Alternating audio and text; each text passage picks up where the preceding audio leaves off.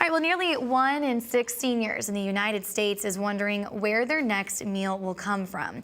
The National Foundation to End Senior Hunger is working to solve that problem. Enid Borden, president of the foundation, joins us live by phone to discuss senior hunger. Good morning, Ms. Borden. Good morning, Casey. Thanks for having me. Well, we're happy to have you on. So we know it's affected seniors, but let's kind of talk about who else it affects by senior hunger. Yes, actually, the whole issue of hunger is one that we don't really talk about that often in the United States, and we really need to. The current numbers are we're probably about 46 million Americans who are suffering from hunger.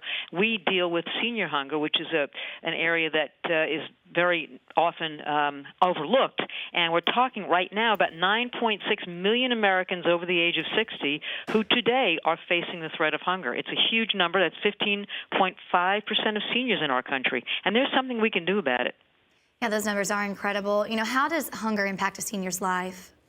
Well, that's a wonderful question. We found, our research tells us, that you are 50% more likely to be a diabetic if you're hungry. You're twice as likely to report fair or poor to general health.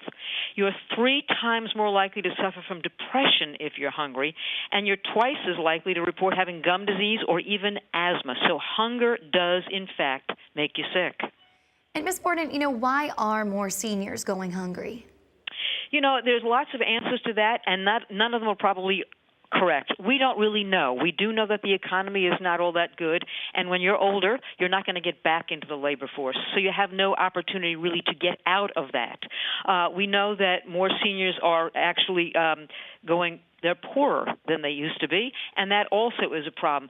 There are lots of different reasons for people going hungry, but again, I must say, and I want to say this to all of your listeners and your viewers, that if we all work together, it is a very, very solvable issue. We have enough food in this country, and your viewers know this better than anybody. We have enough food in this country to feed every man, woman, and child. So it is really crazy to think that anybody in this country should go hungry, and they shouldn't. Yeah, very good point and well said. Now let's talk about your organization, what it's doing to solve these senior hunger problems. Well, what we're trying to do is we do a lot of research on it. We like to know why people are hungry and what, in fact, are the ramifications of being hungry. The other thing that we're doing is we're focusing on the opposite end. We're focusing not just on hunger, but we're focusing on food waste. It is estimated that we're wasting 40% of the food that is produced in this nation. If we have hunger on the one hand and waste on the other hand, we need to come together and figure out what are we doing wrong, and that's what our foundation is trying to do. We're trying to say, let's talk about food waste. Let's take that food waste, let's turn it not into landfill, let's turn it into compost, bring that compost back as nutrient-rich soil, let's grow it, let's grow more food, and we can do it. Wonderful. Now, a number of seniors facing hunger has doubled since 2001. Seniors 60 and older experience health problems because of food insecurity, and Arkansas is first in senior hunger. You know, talking about some of those talking points, I mean, I'm sure people are surprised to hear this. And some seniors, they even have to choose between food and medicine. Is that right?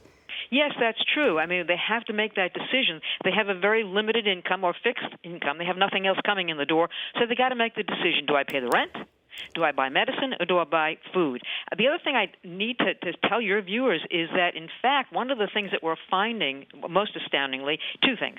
One, that is the younger old who are really suffering more from hunger, and 2, living in rural areas. Our rural seniors are facing the threat of hunger even more so than seniors in urban communities. So we've got to really take care of our rural elderly. We've got to make sure that our next-door neighbors or the people down the road are, in fact, not going hungry. There's something we can do. We can knock on the door and say, are you doing okay? Is there anything we can do to help? Mm-hmm. All right, Enid Borden, thank you so much for joining us.